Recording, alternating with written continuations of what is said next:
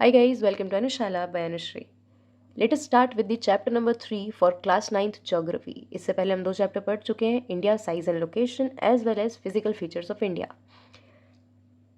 अगर आप थोड़ा सा ध्यान से समझने की कोशिश करेंगे तो ड्रेनेज एक्चुअली चैप्टर नंबर 2 का ही एक एक्सटेंशन है, क्योंकि हमने फिजिकल फीचर्स में देखा था when we were studying about the formation of northern plains. वहाँ पर हमने देखा था कि कैसे माउंटेन से नीचे आने वाली रिवर्स जो हैं वो एक इम्पॉर्टेंट रोल प्ले करती हैं नॉर्दर्न प्लेन्स के बनने में.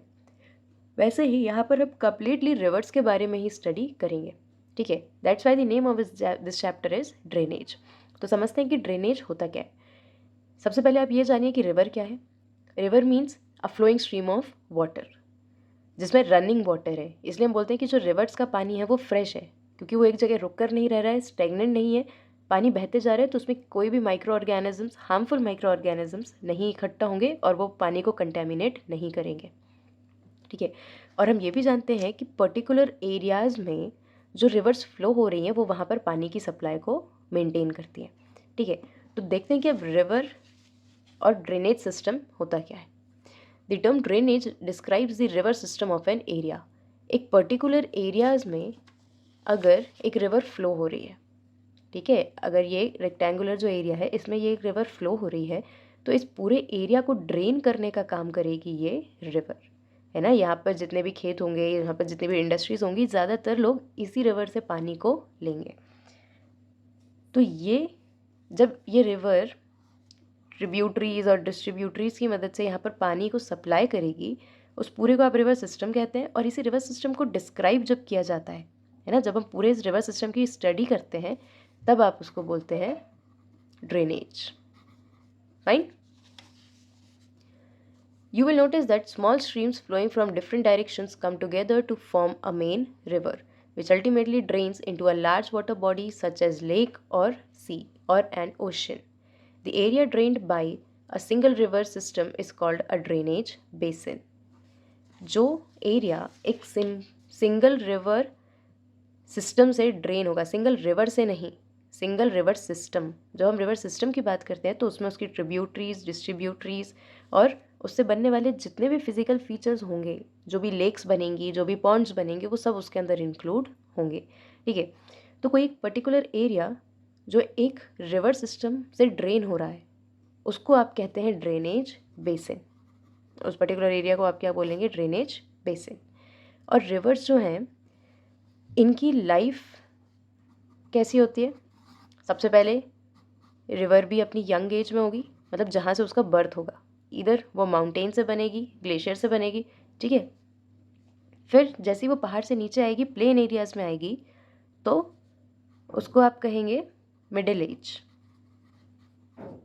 जहाँ पर उसकी स्पीड कंपैरेटिवली यहाँ से कम होगी. ठीक है, ये मिएंडर्स बनाएगी और साथ में यहाँ पर सबसे ज़्यादा ड्रेन करेगी, डिपोजिशन भी यहीं पर करेगी. ठीक है, ड्रेनेज बेसिन सबसे ज़्यादा अच्छा कहाँ पर बनता है? आपके मिडिल कोर्स में, रिवर के. देन ओल्ड एज होती है. ओल्ड एज कब होगी? जब ये रिवर एक लंबा सफ़र तय करने के बाद फाइनली किसी बड़ी वाटर बॉडी से मिलेगी, चाहे वो सी होगा या ओशन होगा या फिर कोई बड़ी रिवर होगी. गेटिंग? तो रिवर की लाइफ के 3 स्टेजेस यहाँ पर हमने देखे. A closer observation on a map will indicate that any elevated area such as mountain or an upland separates two drainage basins. Such an upland is known as water divide. देखो, in this diagram यहाँ पर आपको water divide समझाने की कोशिश की है. कैसे? ये दो जो एरियाज आपको दिख रहे हैं, stream A and stream B. Stream का मतलब है यहाँ पर रिवर से, रनिंग वाटर से. ये दोनों जब अपने अपने एरियाज़ को ड्रेन कर रही है, आप देखेंगे ये एक आपको मेन रिवर दिख रही है और इससे आपको बहुत सारी ट्रिब्यूटरीज, डिस्ट्रीब्यूटरीज दिख रही है ना. तो इसको एक सेपरेट रिवर सिस्टम कहेंगे और इसको एक सेपरेट रिवर सिस्टम कहेंगे. अब दो रिवर सिस्टम्स के बीच में अगर कोई एलिवेटेड पार्ट है, जिसको आप माउंटेन कहेंगे, अपलैंड कहेंगे या प्लेट्यू कहेंगे, तो ये क्या कर रहा है? ये दो स्ट्रीम्स वाले रीजन को डिवाइड कर रहा है, दो ड्रेनेज बेसिन्स को डिवाइड कर रहा है. दैट इज़ वाई इसको सिंपली हमने बोला है वाटर डिवाइड. राइट. ज्योग्राफी में बहुत अच्छी बात यह होती है कि टर्म्स काफ़ी सिंपल होते हैं, है ना. वाटर डिवाइड मतलब पानी को डिवाइड किया जा रहा है ना, अगर ये यहाँ पर ये अपलैंड नहीं होता, ये माउंटेन नहीं होता, तो ये जो दोनों ड्रेनेज बेसिन्स हैं ये कहीं ना कहीं पर मीट करते हैं, लेकिन उनको डिवाइड किया जा रहा है, इसलिए सिंपली इसका नाम है वाटर डिवाइड। यहाँ पर आपको एक छोटा सा फैक्ट दिया गया है, the world's largest drainage basin is Amazon river. Amazon river सबसे बड़ा ड्रेनेज बेसिन बनाती है, ठीक है। क्यों? क्योंकि अमेजॉन रिवर अपने आप में बहुत बड़ी नदी है ना।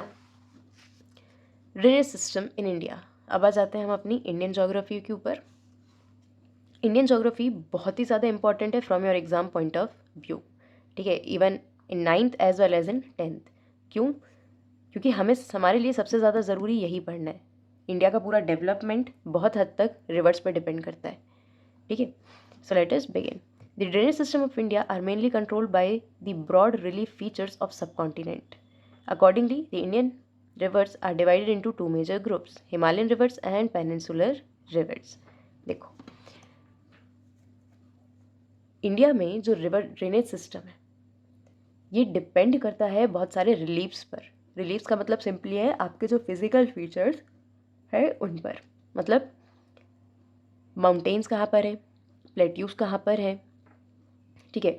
फिर रिवर्स किस डायरेक्शन में फ्लो हो रही हैं और कौन सी वाटर बॉडी से मिल रही हैं, ये सब मिलाकर आपके पास दो ड्रेनेज सिस्टम्स आते हैं, जिनमें से पहला है हिमालयन रिवर्स एंड दूसरा है पेनिनसुलर रिवर, ठीक है। आगे पढ़ने से पहले चलते हैं एक बार और मैप में देखते हैं आपकी Himalayan rivers as well as peninsular reverse.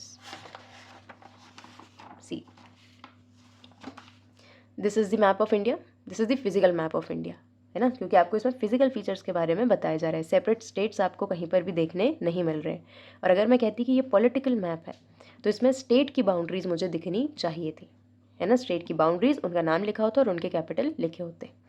चलो देखो, हमें पता है कि हिमालयाज इस रीजन में है, ठीक है।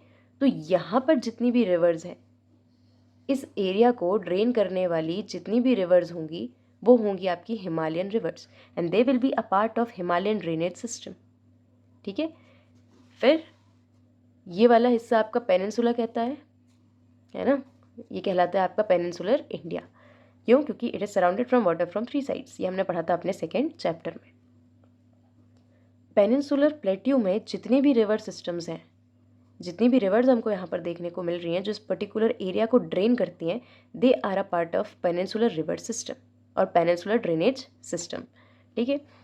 अब हम क्या करना है, हमें इस चैप्टर में पढ़ना है कि इन दोनों ड्रेनेज सिस्टम्स में डिफरेंस क्या है। हिमालयन ड्रेनेज सिस्टम में बहने वाली रिवर्स और पेनिनसुलर ड्रेनेज सिस्टम में बहने वाली रिवर्स में डिफरेंस क्या है, ठीक है। डिफरेंस कैसे आएगा?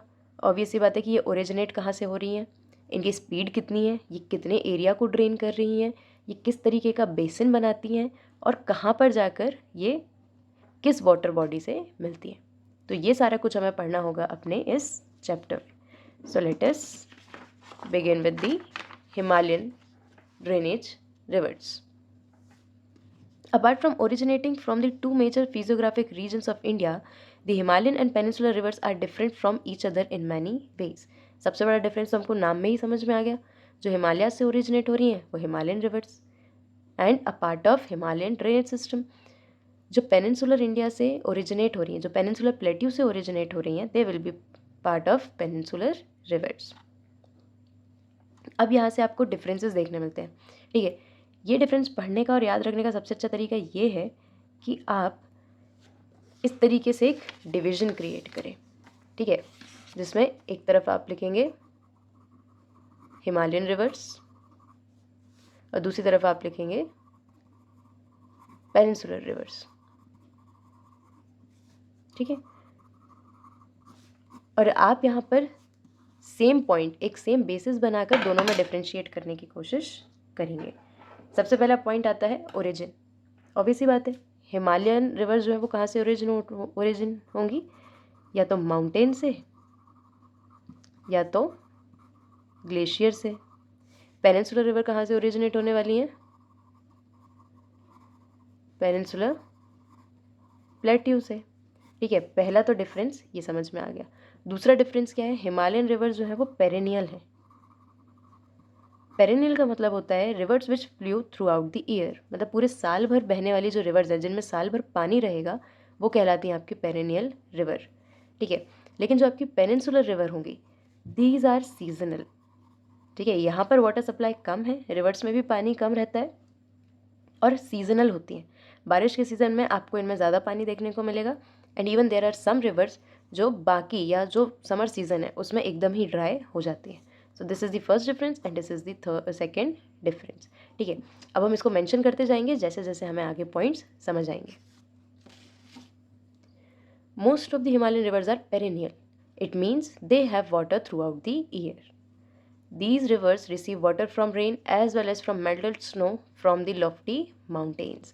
इनको पानी कहाँ से मिल रहा है, या तो रेन से मिल रहा है, और अगर हम कहें माउंटेन्स, और माउंटेन्स के ऊपर है जो आपके ग्लेशियर्स, ठीक है। The two major Himalayan rivers, the Indus and the Brahmaputra, originate from the north of the mountain ranges. They have to cut through the mountains, making gorges. The Himalayan rivers have long courses from their source to sea, ठीक है। तीसरा point आप देखेंगे, these are generally lengthy rivers, है ना, मतलब ये as compare to peninsular river इनकी लेंथ ज़्यादा होती है, ठीक है, less length than Himalayan rivers. I am making rough notes, आप जब भी इसको बनाएं कोशिश करें कि आप फेयर तरीके से नोट्स बनाएं, ठीक है। यहाँ पर आपको एक इन्फॉर्मेशन दी गई है कि दो major Himalayan rivers Indus and Brahmaputra, ये एक्चुअली जो आपके हिमालयाज़ हैं उनके ऊपर से ओरिजिनेट होती हैं। हिमालयाज़ के ऊपर से ओरिजिनेट हो रही है, मतलब जब ये फ्लो होकर नीचे आएंगी तो इनको हिमालयाज़ को काटना पड़ेगा। पानी पत्थर को कैसे काटता है, दोनों के बीच में फ्रिक्शन होता है और पार्टिकल बाय पार्टिकल करके वो पानी को काटता है, ठीक है। और over the process of several years यहाँ पर माउंटेन को काटने से नदी माउंटेन के बीच में से एक रास्ता बना लेती है जिसको आप बोलते हैं gorge. This is a gorge, दोनों तरफ आपको माउंटेन दिख रहे हैं और बीच में से रिवर बह रही है। ये हमेशा से ऐसी नहीं थी, बहुत सालों में इस रिवर के पानी ने माउंटेन के बीच में एक रास्ता निकाला है। प्लस ये जो गॉर्ज है ना, ये इन डेप्थ, मतलब इस तरीके से लंबाई में हमेशा इन माउंटेन्स को नीचे से काटता रहेगा, ठीक है। Now let us move ahead.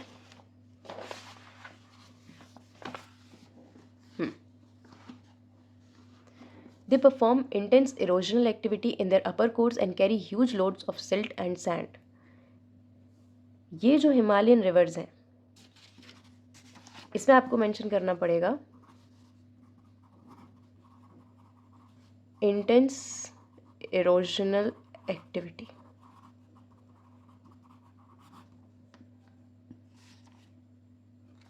क्यों इंटेंस बोल रहे हैं, एक तो रिवर्स की लेंथ ज़्यादा होती है, ठीक है। रिवर्स की लेंथ ज़्यादा होने के साथ साथ रिवर्स में पानी बहुत ज़्यादा है क्योंकि रिवर पेरेनियल है ना, माउंटेन और ग्लेशियर से आ रही है, रेनफॉल से भी पानी मिल रहा है। इसके कारण ये जब माउंटेन से नीचे आएंगी, ठीक है, माउंटेन से जब ये रिवर फ्लो के नीचे आएंगी तो बहुत ज़्यादा स्पीड में आएंगी, और कोई भी चीज़ अगर ज़्यादा स्पीड में आ रही है तो वो ज़्यादा फ्रिक्शन करेगी, ज़्यादा फ्रिक्शन करेगी तो ज़्यादा एरोजन होगा। That's why they causes intense erosional activities in their upper course, ठीक है, मतलब कि ऊपरी हिस्सा जहाँ से वो ओरिजिनेट हो रही हैं। देखो यहाँ से रिवर का सोर्स है, रिवर यहाँ से ओरिजिनेट हो रही है, और जब वो माउंटेन से नीचे आ रही है, जब वो स्लोप पे है, तब आप कहेंगे कि वो अपने अपर कोर्स पर है। जब वो प्लेन एरियाज़ को एंटर कर सकती है ना, जब वो प्लेन एरियाज़ को एंटर करने वाली होगी तब आप उसको कहेंगे मिडिल कोर्स, है ना। और लोअर कोर्स कब होगा, जब वो किसी वाटर सोर्स से मिलने वाली है ना, चाहे वो सी हो या वो ओशन। सो यहाँ से ओरिजिनेट हो रही है रिवर, माउंटेन से फ्लो होकर आ रही है, यहाँ पर इसकी स्पीड ज़्यादा है स्लोप के कारण, तो यहाँ पर ज़्यादा इरोजन करेगी। ये जो इरोजन करेगी इनको यहाँ पर डिपॉजिट करेगी, ठीक है। ये डिपॉजिशन आपके लोअर कोर्स तक चलेगा, और आप यहाँ देख सकते हैं ये एक बन गई ऑक्सबो लेक, है ना। अब आप कहोगे कि ये पानी यहाँ कैसे आया, इसके बीच में यहाँ पानी क्यों नहीं है, ठीक है। तो इसका कारण ये है कि ये पहले एक्चुअली इस तरीके से ही फ्लो होकर पानी यहाँ से बह रहा था, ये वाला पार्ट नहीं था। इसकी इरोजनल एक्टिविटी के कारण जब यहाँ पर इसने डिपॉजिट करना चालू किया तो यहाँ पर डिपॉजिट्स आ गए, पानी को दूसरा रास्ता बनाना पड़ा और ये हमेशा के लिए एक सेपरेट एरिया बन गया। ठीक है, तो ऐसे एरिया को जो ये इस शेप में बनती है, ठीक है, एक हॉर्स शू शेप में बनती है, ऐसी लेक्स को आप बोल देते हैं ऑक्सबो लेक। ठीक है, ये रिवर्स एक तरीके से अलग अलग फिजिकल फीचर्स को फॉर्म करती जाती है। Then in the middle and lower course these rivers forms meander, oxbow lakes and many other depositional features in their floodplains. They also have well developed deltas. ठीक है, देखो हमने देखा ऑक्सबो लेक क्या होती है, अब हम देखते हैं meander क्या होता है। आप ये स्ट्रक्चर देख सकते हैं, है ना, ये जो इस तरीके का शेप है, this is known as meander। और ये कब बनेगा, जब रिवर जो है उसकी स्पीड थोड़ी सी कम होगी और वो एक प्लेन एरिया में होगा, है ना। क्यों, देखो बहुत ज़्यादा स्पीड से आ रहा है तो जो भी डिपोजिशंस इसके रास्ते में आएंगे उनको बहा के लेकर आ जाएगा सामने, है ना। ज़्यादा स्पीड है, पानी की स्पीड ज़्यादा है, सामने वाला मटेरियल हल्का है, तो रिवर्स जो है उसको बहा के ले आएंगे अपने साथ, इरोजन कर लेंगी। लेकिन यहाँ पर स्पीड कम है तो डिपोजिशंस कहीं कहीं पर डिपॉजिट होते जाएंगे और पानी अपना रास्ता चेंज करते जाएगा। ठीक है, तो जब भी ये इस तरीके का स्ट्रक्चर बन रहा है we call it a meander। See here it is mentioned. और meander में से ही जब कहीं पर ज़्यादा डिपोजिशन हो जाता है और ये पानी अलग सेपरेट हो जाएगा, है ना, इस शेप में, तब आप उसको कहने लगेंगे ऑक्सबो लेक, क्योंकि पानी तो है ना, लेकिन अब वो रिवर का पार्ट नहीं है, दैट्स वाई आपने उसको लेक कहा है ना। और फ्लड प्लेन्स लिखा है यहाँ पर। फ्लड प्लेन का मतलब क्या होता है, ये जो रिवर जिस एरिया से बह रही है इसके आसपास वाला रीजन, है ना। फ्लड प्लेन मतलब अगर रिवर में फ्लड आता है तो इतने एरिया तक पानी आ जाएगा। ठीक है, देन डिपोजिशनल फीचर का भी मतलब समझ लो, जब भी इरोजन हो रहा है तो जो भी रॉक्स और छोटे छोटे पार्टिकल्स को अपने साथ रिवर लेकर आ रही है उसको कहीं तो जमा करेगी, है ना। जैसे यहाँ पे जमा कर दिया, यहाँ पे जमा हुआ, इधर पे, फिर यहाँ पर जमा हुआ, ये सब होंगे डिपोजिशनल फीचर्स। ठीक है, जिसके कारण meander बन गया तो meander एक डिपोजिशनल फीचर हो गया, ऑक्सबो लेक बन गई तो ऑक्सबो लेक एक डिपोजिशनल फीचर होगी, जहाँ पर कुछ भी डिपॉजिट हो रहा है। राइट, तो ये था आपके फिगर 3.3 का एक एक्सप्लेनेशन। नाउ इसमें क्या मेंशन करेंगे हम, रिवर यहाँ पर क्या फॉर्म कर रही है, meanders एंड ऑक्सबो लेक। ठीक है, हाँ, last point also well developed delta. अब डेल्टा क्या है, एक बार डेल्टा को भी समझते हैं। देखो इसी में समझते हैं, रिवर जब यहाँ पर आ रही है उसके लोअर कोर्स में सबसे ज़्यादा स्पीड कम है। अब स्पीड सबसे ज़्यादा कम है तो डिपोजिशन ज़्यादा होगा, है ना। और जब ये रिवर जो है वो वाटर बॉडी से मिलने वाली होती है, ओशन या सी से मिलने वाली होती है, तो ये ज़्यादा डिपोजिशंस को यहाँ पर रखेगी, है ना। इरोजन नहीं होगा, यहाँ पर सीधा सीधा डिपोजिशन होगा। इस स्ट्रक्चर में आप देख सकते हैं कि रिवर एक ही सिंगल रिवर होके यहाँ पर आ रही थी, ठीक है, लेकिन यहाँ पर इतना ज़्यादा स्पीड कम है, रिवर जो है वो अपनी ओल्ड एज में है, स्पीड बहुत ज़्यादा कम है, तो यहाँ पर बहुत आसानी से डिपोजिशन होंगे और बहुत पास डिपोजिशन होंगे। ठीक है, और अब पानी की स्पीड कम है तो वही डिपोजिशन को धक्का भी नहीं दे पाएगा, है ना, यहाँ से पुश नहीं कर पाएगा और खुद अपने बहने के लिए दूसरी जगह ढूंढ लेगा। ठीक है, तो एक ही रिवर से यहाँ पर बहुत सारी चैनल्स हो जाएंगी बीच में डिपोजिशन होने के कारण। ये जो स्ट्रक्चर है ना, ये एक आपको माउथ जैसा दिख रहा है। ठीक है, यहाँ से रिवर आ रही थी, ये उसका एक माउथ जैसा आपको दिखा, इसको आप बोलेंगे डेल्टा। हिमालयन रिवर्स का जो डेल्टा है वो वेल डेवलप्ड होता है, काफ़ी एक्सपेंडेड होता है, जिसका कारण क्या है कि from the initial stage river की साइज़ बहुत ज़्यादा है ना, और इसमें पानी का वॉल्यूम भी ज़्यादा है।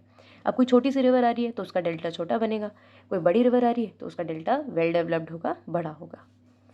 ठीक है, this was all about the Himalayan river. चलो अब हम देखेंगे peninsular river. A large number of peninsular river are seasonal as their flow depend on rainfall। क्यों, क्योंकि हिमालयाज़ के ऊपर तो ग्लेशियर है ना, वो बहुत ही ज़्यादा एल्टीट्यूड पे है, ज़्यादा हाइट पे है, तो वो मेल्ट होंगे तो हिमालयन रिवर्स को पानी मिलेगा।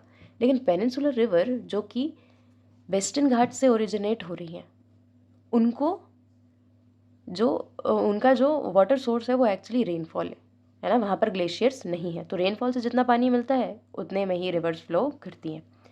और क्योंकि रेनफॉल लिमिटेड है, दैट्स वाई रिवर्स भी सीजनल हो जाती है ना, पेरिनियल रिवर नहीं है।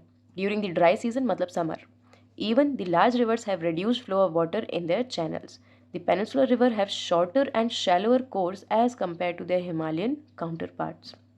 इनका जो कोर्स है हिमालयन रिवर्स का वो बहुत कैसा होता है, लार्ज होता है, ठीक है, और साथ में डीप भी होता है। क्यों? क्योंकि रिवर की विड्थ जितनी होती है उतनी ही उसकी डेप्थ होती है, पानी ज़्यादा है ना, तो डेप्थ भी उसकी ज़्यादा होती है, लेकिन ये शैलो होती है, ठीक है, मतलब बहुत ज़्यादा डेप्थ इनकी नहीं होगी as compare to Himalayan rivers. However, some of them originate in the central highlands and flow towards the west. Can you identify two such large rivers? Most of the rivers of peninsular India originate in the Western Ghat and flow towards the Bay of Bengal. देखो, ज़्यादातर peninsular reverse जो हैं वो originate होंगी आपके western Ghat से और कहाँ फ्लो करेंगी, आपके ईस्टर्न घाट की तरफ। इसका एक कारण है, ये आपका पेनिनसुलर इंडिया है, ठीक है, ये हो गया आपका western Ghat and this is your eastern Ghat. Western Ghat से बहुत सारी रिवर्स ओरिजिनेट होंगी और किस तरफ जाएंगी, आपके ईस्टर्न घाट की तरफ। ईस्टर्न घाट की तरफ यहाँ पर क्या है, बे ऑफ बंगाल, ठीक है। तो रिवर्स ओरिजिनेट होंगी वेस्टर्न घाट से और कहाँ को फ्लो करेंगी, ईस्टर्न घाट की तरफ, और किससे मीट होंगी, बे ऑफ बंगाल। और यहाँ पर छोटे छोटे से डेल्टा बना लेंगे। ज़्यादा बड़े डेल्टा क्यों नहीं बनेंगे, क्योंकि रिवर्स सीजनल है और इनमें बहुत ज़्यादा पानी नहीं है, दैट्स वाई डेल्टा भी छोटे छोटे से बनते हैं। बट पेनिनसुलर रिवर्स में से दो रिवर ऐसी हैं जो डिफरेंट डायरेक्शन में फ्लो होती है ना, मतलब जो जाकर मिलती हैं अरेबियन सी से, ठीक है, और ये कहाँ से ओरिजिनेट होनी है, आपके सेंट्रल हाईलैंड, ठीक है, जिसको आप एमपी और छत्तीसगढ़ वाला रीजन कह सकते हैं, ठीक है। ऐसी कौन सी रिवर हैं दो जो ईस्ट से वेस्ट जा रही है ना, क्यों? क्योंकि बाकी सारी रिवर्स आप देख सकते हैं including the peninsular river as well as the Himalayan rivers also, है ना, गंगा यमुना, आप सारी रिवर्स देखिए वो भी कहाँ से कहाँ जा रही हैं, वेस्ट से ईस्ट। लेकिन केवल ये दो रिवर्स ऐसी हैं इंडिया में जो ईस्ट से वेस्ट जाती हैं, जिनका नाम क्या है, नर्मदा एंड तापी। तापी को आप ताप्ती भी बोल सकते हैं, ठीक है। ये वाला जो फैक्ट है ये जनरली आपके एग्ज़ाम में पूछा जाएगा, इवन ये आपको मैप में मार्क करने के लिए भी दिया जा सकता है, क्योंकि थोड़े से एक्सेप्शन है ना, बाकी सारी रिवर्स का डायरेक्शन के अपोजिट डायरेक्शन में ये दो रिवर्स फ्लो हो रही हैं और ये डेल्टा नहीं बनाती। ये डेल्टा क्यों नहीं बनाती, क्योंकि यहाँ पर ये वाला जो हिस्सा है जो वेस्टर्न घाट है ईस्टर्न घाट से थोड़ा सा ऊंचा है, ठीक है। इसको अगर हम समझने की कोशिश करते हैं तो हम ऐसे देख सकते हैं, देखो ये आपकी इंडिया का मैप होना चाहिए, ठीक है, ये समझो आपका पेनिनसुलर इंडिया है, तो ये वाला हिस्सा हो गया आपका वेस्टर्न घाट और ये वाला हिस्सा हो गया आपका ईस्टर्न घाट। लेकिन ये ऐसा होने की जगह, ऐसे प्लेन होने की जगह it is slightly like this, इस तरीके से थोड़ा सा स्लोपी है, तो वेस्टर्न घाट की हाइट ज़्यादा है, ईस्टर्न घाट की हाइट छोटी है ना, तो यहाँ से रिवर्स ऑटोमेटिकली किस डायरेक्शन में फ्लो होती है, इस डायरेक्शन, है ना, जहाँ पर स्लोप होती है, ठीक है। लेकिन ये दो रिवर जो इस डायरेक्शन में फ्लो हो रही हैं, तो यहाँ पर तो डायरेक्ट ये ओशन से मिल नहीं रही, सी से मिल नहीं रही, अरेबियन सी से, है ना, थोड़ा सा डिस्टेंस होगा, तो ये यहाँ से झरने जैसे पानी गिरता है, तो ये डेल्टा नहीं बनाती ये दो रिवर, दे फॉर्म एस्चुरीज, है ना। एस्चुरी का मतलब क्या है, जब एक हाइट से पानी गिरता है तो ये वाला जो हिस्सा होता है, मतलब पानी एकदम से बहुत हाइट से यहाँ पे गिरेगा फोर्स से, ठीक है, तो इस वाले हिस्से को बाकी हिस्से से ज़्यादा गहरा करेगा, इस पर्टिकुलर एरिया को आप बोलेंगे एस्चुरी। सो आई होप इतना सबको समझ में आया होगा, ठीक है। हमने पर्टिकुलरली देखा कि हिमालयन रिवर्स क्या हैं, पेनिनसुलर रिवर क्या है। लेकिन यहाँ पर आपने सिर्फ ये देखा है कि हिमालयन रिवर की फीचर्स क्या होते हैं और पेनिनसुलर रिवर के फीचर क्या होते हैं। अब हम सेपरेटली पढ़ेंगे कि हिमालयन रिवर सिस्टम के अंदर कौन कौन सी रिवर आती हैं और पेनिनसुलर रिवर सिस्टम के अंदर कौन कौन सी रिवर्स आती हैं और उनके फीचर्स क्या हैं, राइट। सो आई होप ये डिफरेंस आपको समझ में आया होगा ये छोटे छोटे डायग्राम्स और मैप्स की मदद से। जब भी आप पढ़ें मेक श्योर कि आप डायग्राम्स बनाएं। मैंने आपको पिछले चैप्टर में भी बताया था, ठीक है। क्यों? क्योंकि हर समय अगर आप इस तरीके से डायग्राम बनाकर पढ़ने की हैबिट डाल लेते हैं तो फिर आपको पूरे समय एटलस की ज़रूरत नहीं पड़ेगी। एक विजुअलाइजेशन आप बिना एटलस के, बिना मैप्स के कर सकते हैं, ठीक है। सो आई हैव टोल्ड यू दी वे जिस तरीके से आप पढ़ सकते हैं, और ये हमने बेसिक्स पढ़ लिया है। इन आवर नेक्स्ट लेक्चर हम हिमालयन रिवर्स के बारे में पढ़ेंगे और 3 रिवर सिस्टम्स के बारे में इंफॉर्मेशन लेंगे। So if you have any doubt regarding this, you can ask me in the comment section, and don't forget to like, comment and especially share. Share this lecture as much as you can with all the students of your same standard. Thank you.